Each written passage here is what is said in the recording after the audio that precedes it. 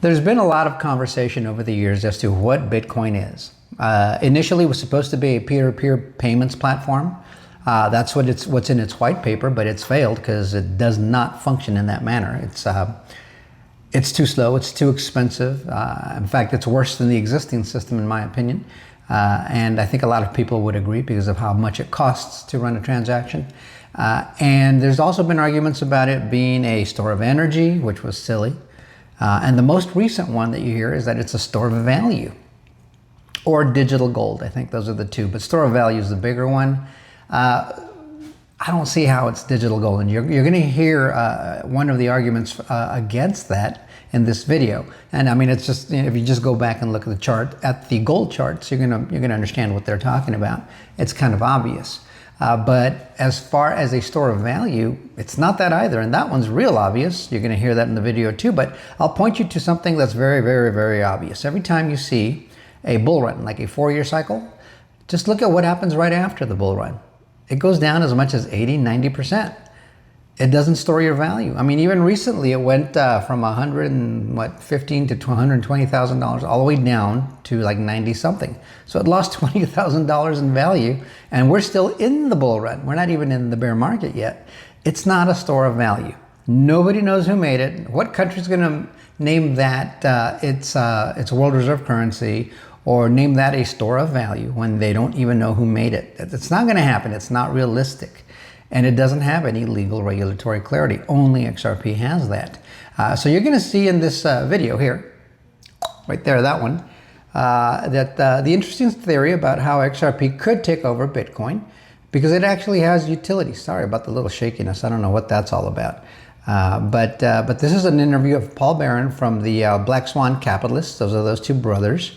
I think it's Verson and Urson. I think other names or something like that. But it's a pretty good video. It's about 3 minutes. And it lays out a really good argument and some things that you may want to keep in mind. If you're considering making an investment, this is information you want.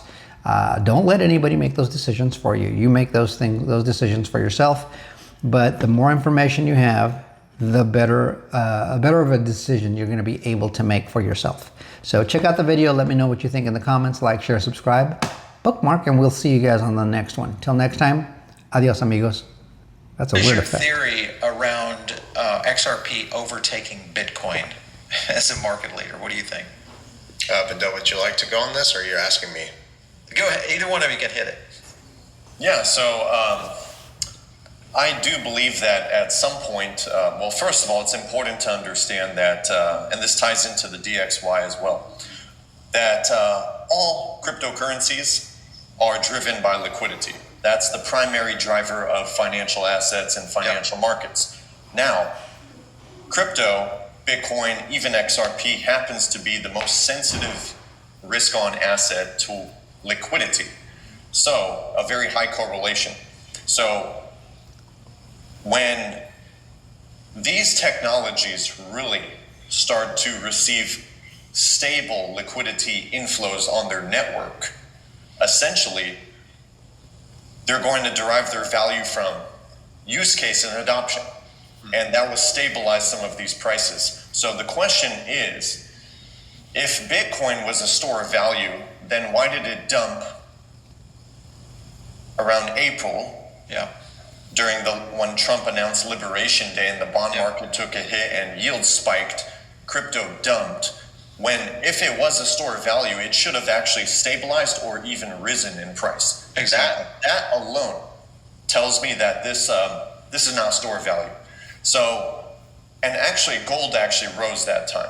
So what's interesting here is if we're talking about store of value, 16 years is not enough history to determine whether something is a store of value or not. I mean, Bernie Madoff ran his Ponzi for almost 20 years. So I'm not saying that's the case here, but I still think it's too early to determine whether Bitcoin will even be a store of value in the next 30, 40, 50 years. Because 16 years is too early. We don't even have regulations. And I don't think any country in the world is going to make an asset a store of value while still playing the game of we don't know who created it. The truth is they were behind it.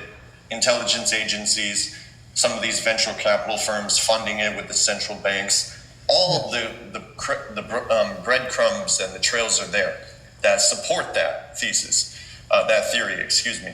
So I believe at the end of the day, some of these technologies will begin to stabilize over time and not behave like a risk-on asset as they are today. And that will come from real network adoption and utility over time. It doesn't happen overnight. It's a gradual process. Now, I believe when that time comes, if Bitcoin doesn't have any real world utility in terms of what it was supposedly designed to do, every narrative has fallen apart. Store of value, that's not